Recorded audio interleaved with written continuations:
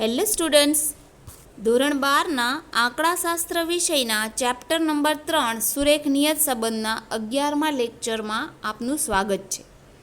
આજના લેક્ચરમાં આપણે નિયત સંબંધના ગુણધર્મો તેમજ ગુણધર્મ આધારિત દાખલાઓ તેમજ નિયત સંબંધની ઉપયોગિતા, નિયત સંબંધના અભ્યાસ કરતી વખતે રાખવી પડતી સાવચેતીઓ વગેરે થિયરીના ટોપિક પર અભ્યાસ કરીશું અને નિયત સંબંધના ગુણધર્મને આધારિત થોડા દાખલા જોઈશું. તો જોઈએ આપણે સૌપ્રથમ નિયત સંબંધના ગુણધર્મો. અહીં આપણને નિયત સંબંધના બે ગુણધર્મ દર્શાવે છે. પહેલો ગુણધર્મ છે સહસંબંધાંક R અને નિયત સંબંધાંક B વચ્ચેના ચિહ્નો સમાન હોય છે. અહીં કમ્પેરિઝન છે સહસંબંધાંક R, જે આપણે પ્રકરણ 2 આગળનું જે ચેપ્ટર હતું સુરેખ સહસંબંધ એનો R, અને નિયત સંબંધાંક B, આ બંનેના ચિહ્નો છે એ સમાન હોય છે. ચિહ્નો એટલે માઇનસની નિશાની R બરાબર -0.60 હોય તો આ જે માઇનસની નિશાની R દર્શાવે છે તો અહીં નિયત સંબંધાંક B પણ કેવા હશે? માઇનસમાં હશે. અને R જો પ્લસમાં હશે, +24.24 હોય તો નિયત સંબંધાંક B પણ કેવા હશે? પ્લસમાં હશે. એટલે R માઇનસમાં તો નિયત સંબંધાંક માઇનસમાં, અને R છે એ પ્લસમાં તો નિયત સંબંધાંક પ્લસમાં. એટલે R માઇનસ તો B પણ માઇનસ, R પ્લસ તો B પણ પ્લસ. એટલે સહસંબંધાંક અને નિયત સંબંધાંક બંનેના ચિહ્નો છે એ સમાન હશે. અહીં આપણે જે સૂત્ર નિયત સંબંધાંક અને સહસંબંધાંક આધારિત છે એ સૂત્રની કમ્પેરિઝન પણ અહીં આપેલી છે. B બરાબર R ઇન્ટુ SY/SX. અહીં સમજી શકાય કે આરનું ચિહ્ન, અહીં આરની માહિતી આપેલી હશે તમને, તો આર માઇનસમાં હશે તો બી કેવા મળશે? માઇનસમાં મળશે. આર પ્લસમાં હશે તો બી કેવા મળશે? પ્લસમાં મળશે. એટલે જેવા આરની નિશાની એવી બીની નિશાની રહેશે. આ વસ્તુ તમને MCQમાં પણ પૂછી શકે અને 1 માર્કમાં પણ પૂછી શકે, અથવા તો તમને 1 માર્કમાં કે 2 માર્કમાં આવો દાખલો પૂછી શકે. તો તમારે નિશાનીઓ ખાસ યાદ રાખવાની, જેવી બીની નિશાની એવી આરની, અથવા તો આરની નિશાની એવી બીની નિશાની. બંને નિશાનીઓ સરખી રાખીને તમારે અર્થઘટન કરવાનું રહેશે. બીજો ગુણધર્મ છે નિયત સંબંધાંક એ ઉગમ બિંદુ પરિવર્તનથી સ્વતંત્ર છે, પરંતુ માપના પરિવર્તનથી સ્વતંત્ર નથી. એટલે આના ઉપરથી આપણે ટૂંકી રીતના દાખલા જોઈ ગયા છીએ અને 5-5 માર્કના દાખલા ઉપર આપણે કામ પણ કરી લીધું છે. આ એનો ગુણધર્મ જ હતો કે નિયત સંબંધાંક એ ઉગમ બિંદુના પરિવર્તનથી સ્વતંત્ર છે. એટલે ઉગમ બિંદુ એટલે આપણે U બરાબર જે ધારણા કરતા x - a અને V બરાબર y - b, તો અહીં આ જે બીની ધારણા કરીએ છીએ અને એક્સની ધારણા કરીએ છીએ એ આપણા ઉગમ બિંદુ છે. એટલે કે તમે કોઈ પણ કિંમત છે એની ધારણા કરી શકો, અને કોઈ પણ કિંમત ધારવાથી નિયત સંબંધાંક બી છે એમાં કોઈ પણ જાતનો ફરક પડતો નથી. ધારણા કોઈ પણ હોય, બી છે એ સેમ રહેશે. એટલે બી દાખલો ગણીને બીનો જે જવાબ આવે છે એ એક સરખો જ આવશે, પરંતુ માપના પરિવર્તનથી સ્વતંત્ર નથી. એટલે કે માપ એટલે કે તમે અહીં જે છેદમાં CY અને અહીં છેદમાં CX લો છો, તો આ CY અને CX છે એ માપ પરિવર્તન છે. એટલે કે તમે જે વસ્તુથી ભાગાકાર કરો છો, ભાગાકાર કરવાની ધારણા કરો છો, એને તમારે સૂત્રમાં દર્શાવવું પડે, નહીતર તમારા બી છે એ ખોટા આવશે. એટલે બીને CY અને CX છે એ લાગુ પડે છે અને એનાથી બીનો જવાબ ખોટો પણ આવી શકે. એટલા માટે તમારે CY અને CX એટલે કે માપના પરિવર્તનનો તમે ઉપયોગ કરતા હોવ તો સૂત્રમાં તમારે માપના પરિવર્તનનો દર્શાવવા પડશે, એટલે કે CY/CX લેવા પડશે. તો અહીં તમને નિયત સંબંધાંક બીના 2 ગુણધર્મ આપેલા છે. એક ગુણધર્મ છે કે બંનેના ચિહ્નો સમાન છે. બંને એટલે કોણ? સહસંબંધાંક અને નિયત સંબંધાંક. બંને એટલે R અને B, આના ચિહ્નો છે એ સમાન છે. બીજો ગુણધર્મ છે ઉગમ બિંદુના પરિવર્તનથી સ્વતંત્ર છે, પરંતુ માપના પરિવર્તનથી સ્વતંત્ર નથી. એટલે અહીં તમને એક સવાલ આ ચિહ્નો કેવા હોય તો સરખા હોય છે. બીજો એક સવાલ કેના પરિવર્તનથી સ્વતંત્ર છે તો ઉગમ બિંદુના. ત્રીજો સવાલ આવો હોઈ શકે કયા પરિવર્તનથી સ્વતંત્ર નથી તો માપના પરિવર્તનથી સ્વતંત્ર નથી. આવા 3 સવાલો અહીં નીકળે છે. ચોથું અહીંયા નોંધ છે અને આ નોંધ 2018માં પૂછાઈ ગઈ હતી MCQમાં. વાયની એક્સ પરની નિયત સંબંધ રેખા હંમેશા ખાલી જગ્યા બિંદુમાંથી પસાર થાય છે. તો કયા બિંદુમાંથી પસાર થાય છે? એક્સ બાર અને વાય બાર. તો આપણે એ પણ ધ્યાનમાં લઈશું. એટલે આટલા ટુકડામાંથી આપણને 4 સવાલ પૂછી શકે કે ચિહ્નો કેવા હોય તો સમાન હોય, કયા પરિવર્તનથી સ્વતંત્ર છે તો ઉગમ બિંદુના, કયા પરિવર્તનથી સ્વતંત્ર નથી તો માપના, અને કયા બિંદુમાંથી નિયત સંબંધ રેખા પસાર થાય છે તો એક્સ બાર અને વાય બાર એનો જવાબ રહેશે. તો આ રીતે આપણે નિયત સંબંધાંકના ગુણધર્મ જોયા. હવે સ્પેશિયલી આજે 2 નંબરનું ગુણધર્મ છે કે ઉગમ બિંદુના પરિવર્તનથી સ્વતંત્ર છે પરંતુ માપના પરિવર્તનથી સ્વતંત્ર નથી. આના તમને પ્રેક્ટિકલી દાખલા પૂછે છે એક માર્કમાં. એટલે MCQમાંય હોઈ શકે અને 1 માર્કરમાં પણ હોઈ શકે. સેક્શન એમાં પણ આનો દાખલો પૂછી શકે, સેક્શન બીમાં પણ એના દાખલા પૂછાઈ શકે. તો સૌપ્રથમ આપણે જોઈએ આ ગુણધર્મ આધારિત 1 માર્કના MCQ અને 1 માર્કના 1 માર્કર જોઈ લઈએ. આ રીતે આપણને ઉદાહરણ 21 આપેલું છે જેમાં 4 પેટા પ્રશ્ન છે અને ચારેય પેટા પ્રશ્નમાં એક સિંગલ સવાલ પૂછેલો છે. અને આ MCQમાં કે 1 માર્કરમાં તમને પૂછી શકે. ક્યારેક આ વસ્તુ 2 માર્કમાં પણ પૂછે છે અને ક્યારેક આ વસ્તુ 3 માર્કમાંય પૂછે છે. જો 2 માર્કમાં પૂછશે તો તમને 2 દાખલાઓ આપશે, 3 માર્કમાં પૂછશે તો તમને 3 દાખલાઓ આપશે. એટલે 1 માર્કના 3 દાખલા કરીને. એટલે આ જે છે એ વેરી ઇમ્પોર્ટન્ટ છે, મોસ્ટ IMP સવાલ છે. તો આને સમજવું ખાસ જરૂરી છે. 3 માર્કમાં 3 પૂછી શકે, 2 માર્કમાં 2 પૂછે, 1 માર્કરમાં 1 પૂછે અથવા MCQમાં પણ 1 પૂછે અથવા ગુણધર્મની રીતે પૂછે. તો જોઈએ આપણે પહેલો સવાલ છે આપણો BYXની કિંમત 0.85 છે. u બરાબર આ તમે ધારણા કરી છે. અહીં u બરાબર x-15 એટલે x માઇનસ a સમજાય. એવી રીતે y માઇનસ 20 છે એટલે y માઇનસ b છે. તો BBUની કિંમત, આ BBU શું બતાવે છે? ધારણા કરેલી બતાવે છે. ઉગમ બિંદુ અહીં માત્ર એક જ ઉપયોગ થયેલો છે a અને b. એટલે કેનો ઉપયોગ થયેલો છે? ઉગમ બિંદુનો. તો આપણે હમણાં જ ગુણધર્મ જોયું કે ઉગમ બિંદુના પરિવર્તનથી સ્વતંત્ર છે. એટલે અહીં જ્યાં આપણે ઉગમ બિંદુ ધારેલા છે ત્યાં સ્વતંત્ર હોવાથી ઉગમ બિંદુ માટે કોઈ પણ કિંમત ધારીએ તો આપણને BYX બદલતા નથી. BYX છે એ જ જવાબ આવશે. એટલે જે આપણા BYX છે એ જ આપણા BVU હશે. કશો જ ફેરફાર થશે નહીં. જ્યાં સુધી નિયત સંબંધાંકને કોઈ પણ કિંમતથી ભાગતા નથી કે કોઈ પણ કિંમતથી ગુણતા નથી ત્યાં સુધી આપણો BYX છે એ જ BVU રહેશે. એ જ કિંમત, બંનેની કિંમત સરખી રહેશે. ઉગમ બિંદુ એટલે ધારણા કરવાથી પરિવર્તન થતું નથી. તો જોઈએ આપણો પહેલો સવાલ આ રીતે. અહીં ઓકે, સૌપ્રથમ આપણે નિયત સંબંધાંકના ગુણધર્મ જે છે એ ગુણધર્મ ઉપર જઈએ કે આ આપણી ધારણા છે, આ આપણી Vની ધારણા છે. u બરાબર x માઇનસ a લીધું છે અને v બરાબર y માઇનસ b લીધું છે. જ્યારે આવી સિચ્યુએશન આપણી પાસે હશે ત્યારે જે BYX છે એ જ આપણા BVU હશે. એટલે આપણા અહીં ધારણા પહેલા સવાલમાં ધારણા આ જ રીતે આપેલી છે. અહીં u બરાબર x-15 છે એટલે કે x માઇનસ a છે અને v બરાબર y માઇનસ 20 છે એટલે કે y માઇનસ b છે. એ સિવાય કોઈ ફેરફાર નથી. મતલબ અહીં માત્ર ઉગમ બિંદુનો ઉપયોગ કરેલો છે. અને જો ઉગમ બિંદુનો ઉપયોગ હોય તો આપણા BYX બરાબર જ BVU થશે. એટલે અહીં BYX અને BVU છે એ સરખા થશે. એટલે જેટલા BYX છે એટલા જ BVU હશે. એ કેટલા છે? 0.85.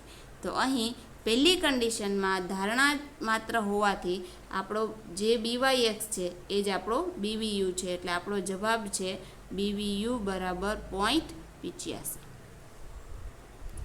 બીજી સિચ્યુએશન આપણે જોઈએ. અહીં બીજી કન્ડિશન એમ છે, જો u બરાબર x માઇનસ 5/3 અને v બરાબર y માઇનસ 8/5, એટલે કે અહીં 3ને આપણે cx કહીશું અને અહીં 5ને આપણે cy કહીશું. આપણને byx આપ્યો છે 0.9.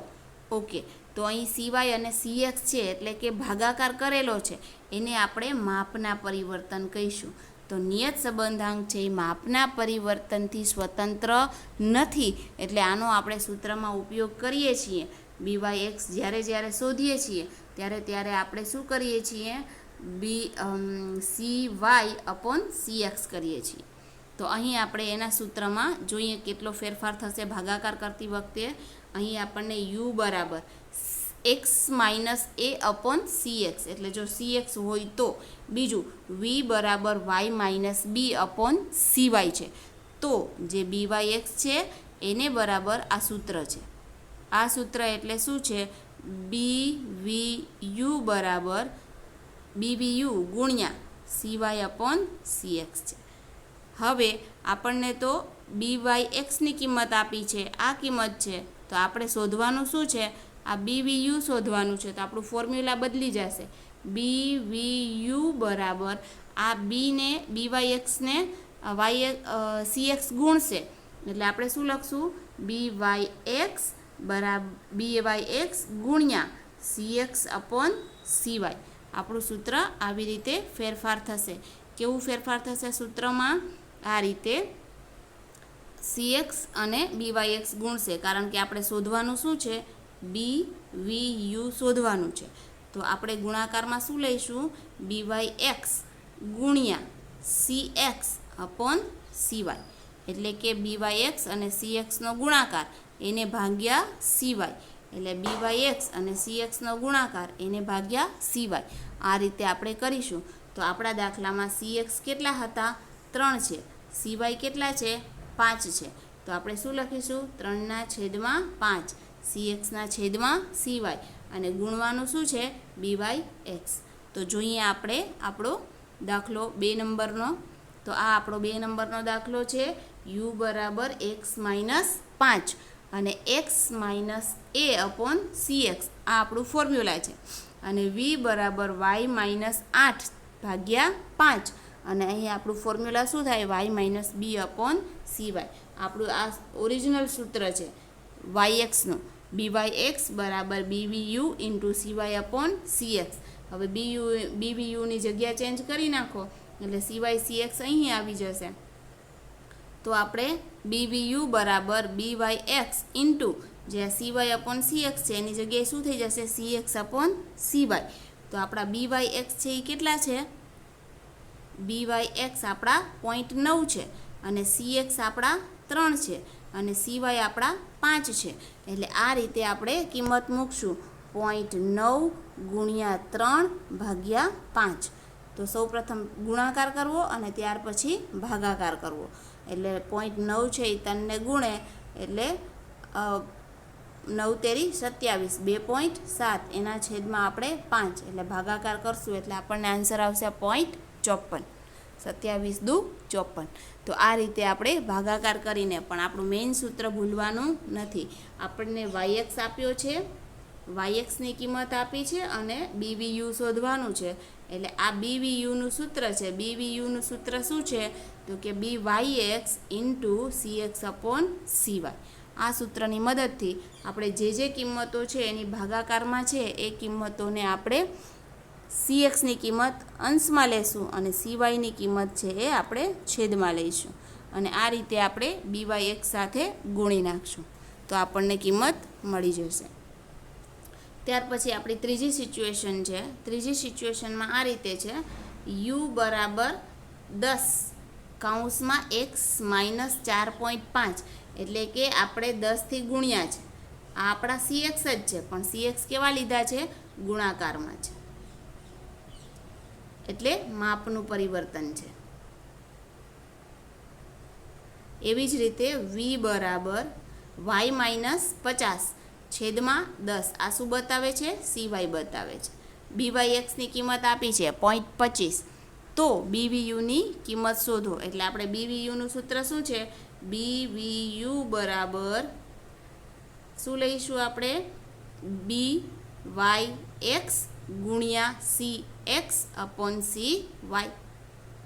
અહીં આપણે ગુણાકારમાં 10 છે એને ભાગાકારમાં 0.1 વડે પણ દર્શાવી શકીએ, કારણ કે 1/10 છે અને 1/10 એટલે 0.1. તો અહીં તમે BYX એ તો આપણને આપ્યા જ છે 0.25 અને CX આપણને છે કેટલા છે? 0.1 અને CY કેટલા છે? 10. તો જોઈએ આપણી કિંમત. ઓકે, અહીં આપણે U બરાબર 10 કૌંસમાં x માઇનસ 4.5. હવે આ એક શું બતાવે છે? 10 જે ગુણાકારમાં છે એ શું બતાવે છે? 1/10. 1/10 ને તમે 0.1 પણ કહી શકો. એવી જ રીતે અહીં આપણને y/50 10 એ આપણે શું દર્શાવે છે? 10 છે એ CY દર્શાવે છે. 1/10 છે CX દર્શાવે છે. મેઇન આપણું સૂત્ર આ છે, BYX બરાબર BVU into CY upon CX. આ BVU શોધવાનું છે એટલે BVUને આપણે સામે લઈ લીધું, તો BYX છે એ ગુણાકારમાં જશે અને સૂત્ર CX અપોન CY છે. તો આપણા BYX છે એ 0.25 છે. અહીં CX આપણા 1/10 છે. 1/10ની જગ્યાએ તમે 0.1 પણ લખી શકો. 0.1 છેદમાં 10 એટલે એ કિંમત શું થશે? આ છેદનો જે અંશનો છેદ છે એ છેદમાં જશે એટલે એ શું થઈ જશે? 1/100 અથવા તમે 0.1/100 કરી નાખો તો બી તમારો આન્સર સેમ આવે. સોરી, 0.1/10 0.1/10 કરી નાખો તો પણ તમારો આન્સર છે એ આ પ્રકારનો જ આવે. તો અહીં આન્સર આવશે 0.0025. ઓકે, નેક્સ્ટ જોઈએ આપણે. આ રીતે કિંમત આપેલી છે. અહીં જો U બરાબર 5 આ ગુણાકારમાં છે એટલે આપણે એને શું સમજીશું? 1/5. જે ગુણાકારમાં 5 છે એને આપણે ભાગાકારમાં છેદમાં લેવા હોય તો એ 1/5 થાય. અને એવી જ રીતે 2 છે એ પણ ગુણાકારમાં છે તો ભાગાકારમાં આપણે એને લઈએ તો શું થાય? 1/2. તો CX આપણા 1/5 છે અને CY આપણા 1/2 છે. અહીં આપણને BYXની કિંમત દાખલાની રકમમાં 1.6 આપેલી છે એટલે 1.6 સૂત્ર આપણું શું રહેશે? BYX into CX upon CY છે.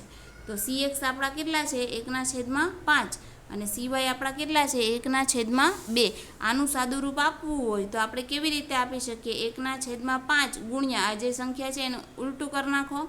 છેદના છેદ ક્યાં વયા જાય? અંશમાં.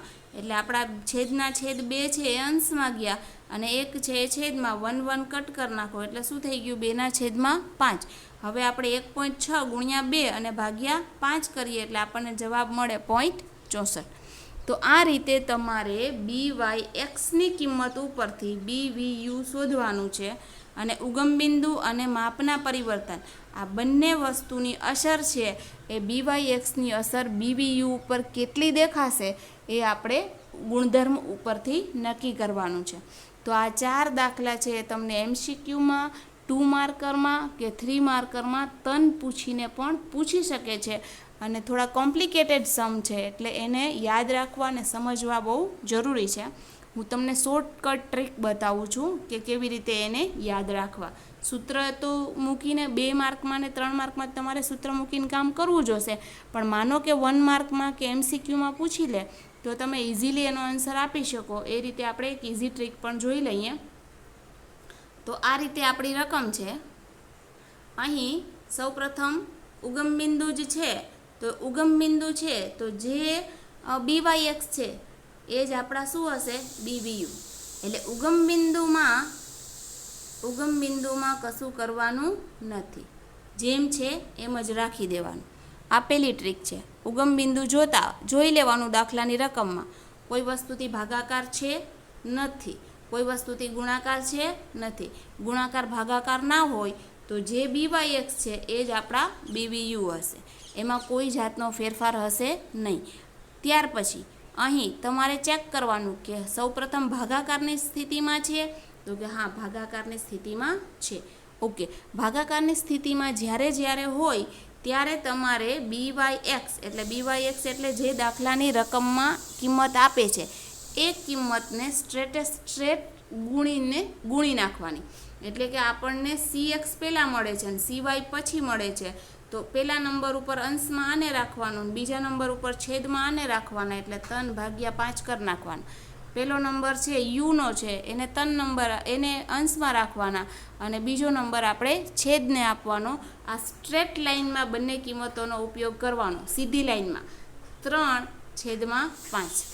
એવી રીતે જો અહીં આપણને 20 આપ્યા હોય છેદમાં અને અહીં આપણને 100 આપ્યા હોય, તો બંને વસ્તુ છેદમાં છે તો આને પહેલો નંબર આપવાનો અને બીજો નંબર આ અંશમાં 20 રાખવાના અને છેદમાં 100 રાખવાના. આ રીતે CX અને CY છે એ BYX ને આ જે BYX છે એને ગુણાવી દેવાનું. એટલે આ વસ્તુ ડાયરેક્ટલી તમે કેલ્સીમાં કરી શકો. કેલ્સીમાં 0.9 દબાવવાના, ગુણ્યા 20 કરવાના, ભાગ્યા 100 કરો એટલે તરત જ MCQનો જવાબ તમને મળી જાય, કોઈ પણ સૂત્ર વગર. એટલે વગર સૂત્રે કેલ્સીમાં ડાયરેક્ટ કામ કરી શકો એ રીતની આ ટ્રીક છે. તમારે ભાગાકારની સ્થિતિમાં યાદ રાખવું પડશે કે ભાગાકારમાં તમારે સ્ટ્રેટ જવાનું છે. ભાગાકારમાં જે છેદમાં છે એને પહેલા નંબર ઉપર પહેલા છેદને અને બીજા નંબર ઉપર છેદમાં બીજા છેદને આપી દો, એટલે સ્ટ્રેટ કામ આને ગુણ્યા તમારા જે BYX આપ્યા હોય એ. ક્લિયર? હવે ત્રીજી સ્થિતિ બતાવું તમને કે બંને કિંમતો છે એ ગુણાકારમાં હોય. હવે આવી સ્થિતિ હોય, આ બંને કિંમતો કેવી હતી? ભાગાકારમાં હતી તો તમે પહેલાને અંશમાં આપ્યું અને બીજાને તમે છેદમાં આપ્યું. તમારે ગુણાકારની સ્થિતિમાં ઉલટાવી નાખવાની છે સ્થિતિને. એમાં તમારે જે પહેલું છે એને ક્યાં જવા દેવાનું? છેદમાં જવા દેવાનું. બીજું છે એને ક્યાં જવા દેવાનું? અંશમાં જવા દેવાનું. એટલે વેરી શોર્ટ ટ્રીકથી કામ કરી શકો. પહેલા નંબર ક્યાં જશે? છેદમાં. બીજો નંબર ક્યાં જશે? અંશમાં. જે સ્થિતિ ભાગાકારમાં છે એનાથી ઉલટી ગુણાકારમાં થશે. એટલે કે આપણે અહીં BYX કેટલા છે? તો કે BYX આપણને 1.6 છે, તો 1.6 ગુણ્યા શું કરીશું ભાઈ? બંને વસ્તુ ગુણાકારમાં છે તો પહેલી કિંમત છે એ છેદમાં જશે અને બીજી કિંમત છે એ અંશમાં જશે. તો આમ કરવાથી કેલ્સીમાં તમારે ડાયરેક્ટ 1.6 ટાઈપ કરી અને બીજી કિંમતને ગુણાવી દેવાની અને ભાગ્યા પહેલી કિંમતને. તો આ રીતે કેલ્સીમાં તમને ડાયરેક્ટ આન્સર મળશે. તો તમારે ભાગાકારની સ્થિતિમાં સ્ટ્રેટ જવાનું છે અને ગુણાકારની સ્થિતિમાં તમારે ઉલટાવી નાખવાનું છે, ઊંધું જવાનું છે. ત્યાર પછી અહીં આપણે આવી સ્થિતિ આવે કે એક ગુણાકારમાં છે અને બીજું ભાગાકારમાં છે. તો તમને આ ખબર છે કે ભાગાકારમાં આ બીજી કિંમત ક્યાં જાય? તો છેદમાં જાય. અને આ પહેલી કિંમત છે ગુણાકારની પહેલી કિંમત, એ પણ ક્યાં જાય? એ પણ છેદમાં જાય. આ બે સ્થિતિઓ ક્યાં જશે? છેદમાં જશે. એનાથી ઉલટું Vમાં અહીં 5 હોય ગુણાકારમાં, y-20 આ રીતે હોય, તો આ ગુણાકારમાં પહેલી સ્થિતિ જ. અહીં જ આપણને હોય x-5/3. તો આ પહેલી કિંમત છે એ ભાગાકારમાં છે, એ ક્યાં જશે? એ અંશમાં જશે. આ બીજી કિંમત છે એ ક્યાં છે? તો એ ગુણાકારમાં છે, એ પણ ક્યાં જાય? અંશમાં જાય. તો તમારી સ્થિતિ આવી થશે. એટલે પહેલી કિંમત અંશમાં અને ગુણાકારની બીજી કિંમત છે એ અંશમાં. એવી જ રીતે અહીં પહેલી કિંમત ગુણાકારની હોય ને બીજી કિંમત ભાગાકારની હોય, તો બીજી કિંમત છેદમાં જાય ને પહેલી કિંમત એ છેદમાં જાય. એવી રીતે આપણે યાદ રાખીશું શોર્ટ ટ્રીકથી. સ્ટ્રેટ છે બંને લાઇનમાં, ભાગાકારમાં તો બંને એકબીજાના છેદમાં, અને ગુણાકારમાં ઉલટી કિંમત છે એ છેદમાં જશે, એટલે 2/5. કિંમત જે કાંઈ આપી હોય એની સાથે ગુણાકાર કરી લેવો. આ સ્થિતિમાં આ જે સ્થિતિ છે, પહેલી કિંમત ગુણાકારમાં, બીજી કિંમત ભાગાકારમાં, તો ભાગાકારવાળી છેદમાં, પહેલી ગુણાકારવાળી પણ છેદમાં અને 1/100 મૂકી દેવું. તો 1/100 ગુણ્યા 0.25 એટલે તમારો આન્સર મળી જશે. તો આ હતી આપણી કેલ્સીની ડાયરેક્ટ શોર્ટ ટ્રીક. ત્યાર પછી આપણે સ્વાધ્યાયનો 12મો દાખલો જોઈએ સેક્શન ડીમાં.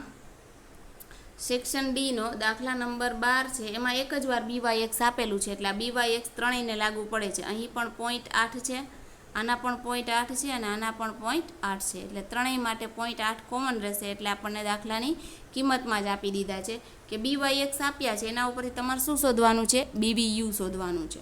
હવે પેલી કિંમત સ્ટ્રેટ છે એટલે ઉગમ બિંદુ છે, અને ઉગમ બિંદુ હોય તો કશો ફેરફાર થશે નહીં. જેટલા આ જે 0.8 છે એ BYX છે એટલા જ BVU હશે, એટલે BVU પણ કેટલા મળશે? 0.8. કોઈ પણ જાતના ફેરફાર વગર બે ઇક્વલમાં મૂકી દેવાનું. BYX બરાબર BVU એટલે કે 0.8 બરાબર 0.8. કમ્પ્લીટ. એટલે પહેલો સમ પૂરો થઈ ગયો. બીજી સ્થિતિ આપણે શોર્ટ ટ્રીકથી કરીએ છીએ. પહેલાં શોર્ટ ટ્રીકથી આ શું છે? છેદમાં છે, ભાગાકારમાં છે. તો સૌપ્રથમ આપણે શું કરીશું? જે પહેલું છે એને ક્યાં મૂકીશું? અંશમાં. બીજું છે એને ક્યાં મૂકીશું? છેદમાં. ગુણ્યા આપણે શું મૂકીશું? જે આપણને કિંમત આપી છે એ. તો આ રીતે આપણે બંને રીતે શોર્ટ ટ્રીકમાં કામ કરી લઈશું અને આપણને જવાબ મળી જશે 2 એટલે 1.6 આનો જવાબ આવે. આ ડાયરેક્ટ કેલ્સીમાં પણ થઈ શકે. હવે સૂત્રની મદદથી જઈએ તો સૂત્ર માટે આપણે કિંમત મૂકવું પડે ભાઈ કે BYX બરાબર BVU ગુણ્યા CY/CX. હવે પાછું ઉલટાવવું પડે, ફરીથી નવું સૂત્ર બનાવવું પડે. આપણે BVU શોધવાનું છે. BVU બરાબર શું કરવું પડશે? BYX into CX/CY. તો અહીં BVUની કિંમત મૂકવી પડે 0.8 ગુણ્યા CX આપણે લેવા પડે કે ભાઈ આપણા 100 છે એ CX છે અને 50 છે એ CY છે.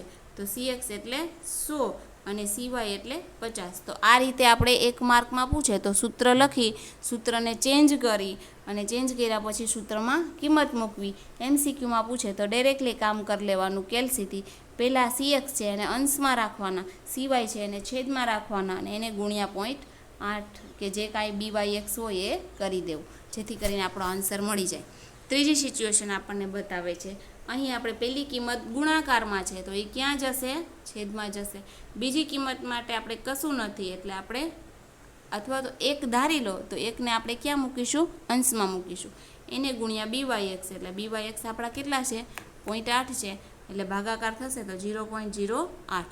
તો આવી સ્થિતિઓ, આ દાખલો તમને સેક્શન Dમાં 3 માર્કનો પૂછી શકે. તો આ 3 માર્કના દાખલામાં આપણે આ રીતે કામ કરીશું. જોઈએ આપણે હવે સૂત્રની મદદથી ત્રણેય દાખલાઓ.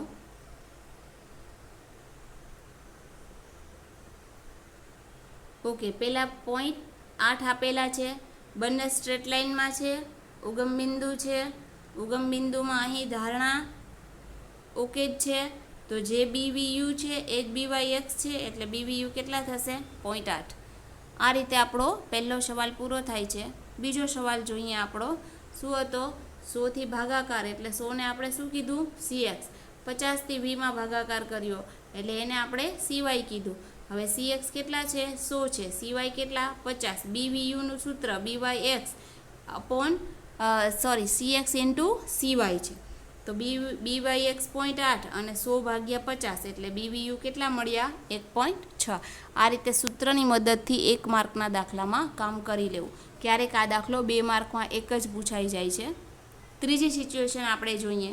ત્રીજી સિચ્યુએશનમાં આપણને 10થી ગુણાકાર આપ્યો છે અને V છે એ એમ જ ઉગમ બિંદુથી જ આપ્યો છે. અહીં 10 છે એ શું છે ભાઈ? જો ગુણાકારમાં હોય તો ખરેખર એની સ્થિતિ શું છે? છેદમાં 1/10 છે. એટલે કે આપણે એને અહીં 0.1 પણ દેખાડી શકીએ. આ બંને ઓપ્શનલ છે. ઓકે, અહીં સ્ટ્રેટ લાઇનમાં ભાગાકાર એક જ છે એટલે CX 1/10 અને CY 1 છે. આપણું સૂત્ર BYX ગુણ્યા CX/CY છે. અહીં CX આપણે 1/10 અને 1 એટલે આ જે 1/, અંશનો જે છેદ છે, અંશનો છેદ ક્યાં જશે? છેદમાં. એટલે અંશના છેદને આપણે છેદમાં મોકલ્યો એટલે 0.8 ગુણ્યા કરીએ તો BVU બરાબર 0.08. તો આ રીતે આપણે ગણતરી કરી શકીએ. ફરીથી એકવાર યાદ કરાવી દઉં. સ્કેલ માપ એટલે કે માપના પરિવર્તનથી સ્વતંત્ર નથી. જો માપનું પરિવર્તન CX અને CY ભાગાકારમાં હોય તો બંને સ્ટ્રેટ લાઇનમાં CX અંશમાં જશે અને CY છેદમાં જશે. એનાથી ઉલટી સ્થિતિ હશે, બંને માપના પરિવર્તન ગુણાકારમાં હશે તો યુનું જે માપનું પરિવર્તન છે એ છેદમાં જશે અને Vનું માપનું પરિવર્તન ગુણાકારનું હશે એ અંશમાં જશે. તો આ સ્થિતિથી તમે 1 માર્ક, 2 માર્ક અને 3 માર્કનું કામ કરી શકશો. હવે જોઈએ નિયત સંબંધની ઉપયોગિતા. આપણે નિયત સંબંધનો 33 નંબરનો જે દાખલો છે એમાં સ્ટાર ફૂદડી કરાવી છે. એ ફૂદડી દર્શાવે છે કે 33 નંબરમાં થિયરી પણ હોઈ શકે અને ઓપ્શનલ દાખલા એટલે કે સમ પણ હોઈ શકે. તો અહીં થિયરીને પણ નિયત સંબંધમાં એટલું જ પ્રેફરન્સ આપવાનું છે જેટલું આપણે દાખલાને આપીએ. 3 માર્કમાં સ્પેશિયલી, કારણ કે 3 માર્કમાં મોસ્ટ ઓફ 99% થિયરી અટેન્ડ કરાવડાવે છે. સમ પણ હોય છે અને ક્યારેક બંને થિયરી પૂછી લઈએ, થિયરીના અથવામાં થિયરી, ત્યારે તમારે સૌથી મેજર પ્રશ્ન ઊભો થાય છે કે હવે થિયરી અટેન્ડ કરવી કે 3 માર્ક જવા દેવા. તો આપણે નિયત સંબંધમાં એવું કરવાનું નથી. થિયરીના 3 કે 4 જ સવાલ નીકળે છે. મોસ્ટ ઓફ નિયત સંબંધના અભ્યાસની ઉપયોગિતા, નિયત સંબંધના ગુણધર્મ અને ત્રીજો છે નિશ્ચયતાનો આંક અને એને ઉપયોગ નું અર્થઘટન. તો આ રીતે 3 કે 4 સવાલ તમે નિયત સંબંધના કરી લો એટલે 3 માર્કની થિયરી બાયચાન્સ પૂછાઈ જાય તો પણ તમે અટેન્ડ કરી શકો, કમ્પલસરીમાં આવી જાય તો પણ. તો જોઈએ આપણે એની ઉપયોગિતા. તો ઉપયોગિતા દાખલા ઉપરથી જ છે. એક તો પહેલી વ્યાખ્યા, બે સહસંબંધિત ચલ વચ્ચેનો વિધેયાત્મક સંબંધ જાણી શકાય છે. એટલે આ શબ્દ તમારે યાદ રાખવો પડે, નિયત સંબંધ અને વિધેયાત્મક સંબંધ આ બંને એકબીજાના પર્યાય છે. જ્યાં જ્યાં નિયત સંબંધ શબ્દ આવશે ત્યાં ત્યાં વિધેયાત્મક સંબંધ તો આવશે જ. એટલે નિયત સંબંધ અને વિધેયાત્મક કોમન શબ્દ બનાવી લેવાનો છે અને એકબીજાની પેર બનાવીને પૂરક શબ્દ તરીકે એનો ઉપયોગ કરવાનો છે. એટલે આ પહેલો ઉપયોગ છે, હકારાત્મક સંબંધ જાળવી શકે છે. બીજું, એક વખત વિધેયાત્મક સંબંધ પ્રસ્થાપિત થઈ ગયો એટલે 100% વિધેયાત્મક બનાવવો જ પડે. તો નિરપેક્ષ ચલ x છે એ કયો ચલ છે? કારણ છે. અને કારણ છે એ કેવો ચલ છે? નિરપેક્ષ ચલ છે. ની જ્ઞાત કિંમત પરથી સાપેક્ષ ચલ એટલે y ની અજ્ઞાત કિંમતનું અનુમાન મેળવી શકાય છે. હવે અનુમાન કરવું તો દાખલામાં તમે શીખી જ ગયા છો. 5 માર્કના દાખલામાં અને 3 માર્કના દાખલામાં તમને એમ કીધું હોય કે x બરાબર 20 તો y કેટલા, x બરાબર 50 તો y કેટલા, x બરાબર 100 તો y કેટલા. તો આ x શું છે? તો x છે એ કેવી કિંમત છે? નિરપેક્ષ ચલ છે. અને નિરપેક્ષ ચલની કિંમત તમને આપી દીધી હોય તો તમે y કેટલા એટલે y કયો ચલ છે? સાપેક્ષ ચલ છે. તો તમે એનું અનુમાન કરો છો, ગેસ કરો છો એટલે તમે એને y કેપ કહો છો. તો y કેપની કિંમત મેળવવી પડે છે. તો આ રીતે ચલ xની નિરપેક્ષ કિંમત આપેલી હોય તો તમે ચલ yની સાપેક્ષ કિંમત છે એ શોધી શકો છો અથવા તો અનુમાન કરી શકો છો. તો નિયત સંબંધના બે ઉપયોગો, એક વિધેયાત્મક સંબંધ જાણી શકાય છે, બીજું કે નિરપેક્ષ ચલ xની કિંમત આપી હોય તો સાપેક્ષ ચલ yની કિંમતનું અનુમાન કરી શકાય છે. ત્રીજું છે, આપણે નિરપેક્ષ ચલ xની કિંમતમાં થતા ફેરફાર, એકમ ફેરફારથી ચલ yમાં થતો અંદાજિત ફેરફાર જાણી શકાય છે. એટલે તમને એમ કે x બરાબર 35, હવે x બરાબર 35 તો y કેટલા? તો જે yનો જવાબ આવે છે કે yનો જવાબ 25 આવે કે 50 આવે તો જાણી શકાય છે કે 35ની કમ્પેરમાં y કેટલા આવ્યા. તો જે ફેરફાર થાય છે એ ફેરફાર જાણી શકાય છે. એક તો અનુમાન લગાડી શકાય છે અને ત્રીજી કન્ડિશનમાં ફેરફારો જાણી શકાય છે. ચોથી કન્ડિશનમાં નિયત સંબંધ રેખા પરથી સાપેક્ષ ચલની અનુમાનિત કિંમત શોધવામાં થતી ભૂલ એટલે ત્રુટિ જાણી શકાય છે. બીજા નંબરમાં y કેપ જાણી શકાય છે, ત્રીજા નંબરમાં y કેપની અનુમાનિત કિંમત જાણી શકાય છે, ફેરફાર જાણી શકાય છે, અને ચોથામાં y માઇનસ y કેપ. અને y માઇનસ y કેપ શું બતાવે છે? અનુમાનની ત્રુટિ બતાવે છે, એરર બતાવે છે. તો અહીંયા એરરનું ફોર્મ્યુલા વાપરવાનું છે. ત્રુટિ એટલે એરર, અને એરર એટલે શું? y minus y cap. તો અહીં તમારે બીજામાં yનું અનુમાન કરી શકાય, ત્રીજામાં ફેરફારો જાણી શકાય છે અને ચોથામાં ત્રુટિ જાણી શકાય છે. તો આ ત્રણેય વસ્તુ, પહેલાં y જાણી શકાય, પછી y કેપ જાણી શકાય અને ત્યાર પછી આપણે બંનેની બાદબાકી, બંને વચ્ચેનો તફાવત એટલે એરર જાણી શકાય. તો આ બીજું, ત્રીજું અને ચોથું એ y કેપ અને દર્શાવે છે. 5મા નંબરમાં તમે અહીં 5 નંબર નથી લખ્યા પણ આ 5મો નંબર છે એમ જ સમજવાનું છે. અર્થશાસ્ત્રીઓ, આયોજનકારો, ધંધાર્થીઓ, વહીવટકર્તાઓ, સંશોધનકારો વગેરેને નિયત સંબંધ ખૂબ જ ઉપયોગી બને છે. એટલે તમારે આ 3-4 નામ યાદ રાખી લેવાના અને આટલા લોકો માટે નિયત સંબંધ છે એ વધુ ઉપયોગી છે, એને તમે 5 નંબરનો ઉપયોગ જાહેર કરી શકો. હવે તમને નિયત સંબંધની ઉપયોગિતા 3 માર્કમાં પૂછે તો બહુ ક્લિયર લખ્યું હોય કે 3 ઉપયોગો જણાવો, અને 2 માર્કમાં પૂછે તો એમાં પણ ક્લિયર લખ્યું હોય કે 2 ઉપયોગો જણાવો. આપણને 5 યાદ રાખવાના, પછી પરીક્ષામાં ઉતાવળમાં આપણને જેટલા યાદ આવે એટલા 2 માર્કમાં પૂછે તો 2 લખવા, 3 માર્કમાં પૂછે તો 3 લખવા, પણ 5 શબ્દ આપણે યાદ રાખવા જોશે.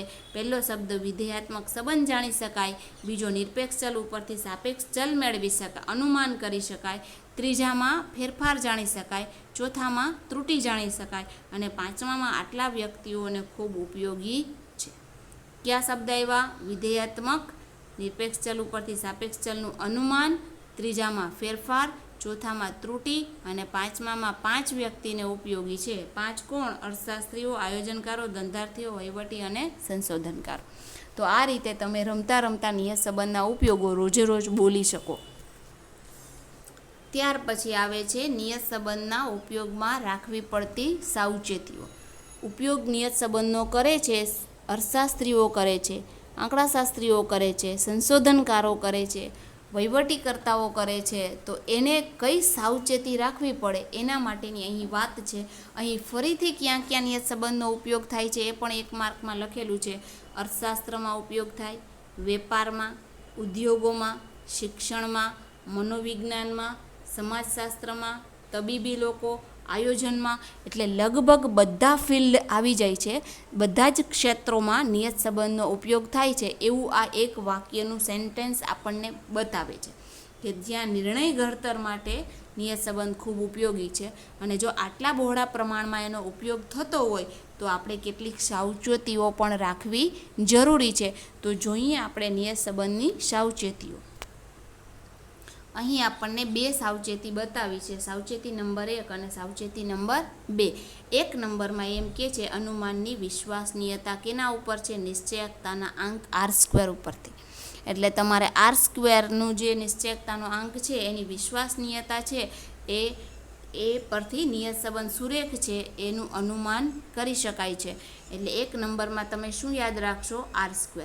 R²માં તમામ વસ્તુ આવી જશે. R² એટલે નિશ્ચયકતાનો આંક, અને નિશ્ચયકતાનો આંક પ્રોપર હશે તો તમે નિયત સંબંધ રેખા પ્રોપર હશે, અને નિયત સંબંધ રેખા પ્રોપર હશે તો તમારું અનુમાન છે એ અનુમાન સાચું હશે. અને તો એવા સાચા અનુમાનો છે એનો ઉપયોગ આપણે સમાજશાસ્ત્રમાં કરી શકીએ, તબીબીમાં કરી શકીએ, આયોજનમાં કરી શકીએ, શિક્ષણમાં, ઉદ્યોગમાં, વેપારમાં વગેરે જગ્યાએ કરી શકીએ. એટલે 1 નંબર ઉપર આપણે માત્ર R² યાદ રાખીશું.